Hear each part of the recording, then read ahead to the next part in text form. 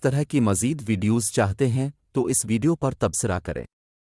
اسلام سیکھنا بہتر ہے اس سے پہلے کہ بہت دیر ہو جائے، یعنی اب کہہ سکتے ہیں کہ آپ کی زندگی ختم ہو جائے۔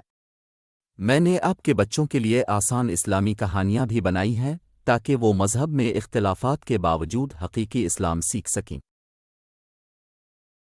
مذہبی فرقے مختلف عوامل کی وجہ سے ابھرتے ہیں جو ایک وسیع تر مذہبی روایت کے اندر تشریح، عمل اور قیادت کی ترجیحات میں فرق کو ظاہر کرتے ہیں۔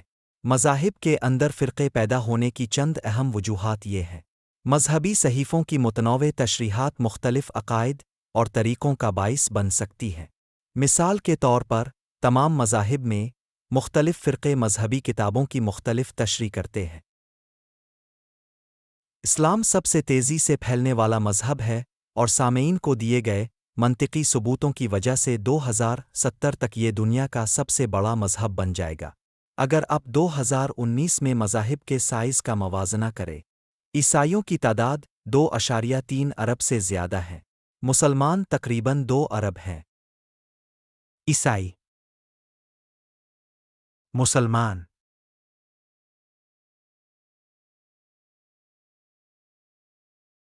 International scholar Ahmed Deedat. International scholar Dr. Zakir Naik. Pakistani scholar Dr. Isra Ahmed. Pakistani scholar. مولوی اسحاق، Indian scholar Advocate Faiz. Pakistani scholar. مولانا طارق جمیل، Pakistani scholar.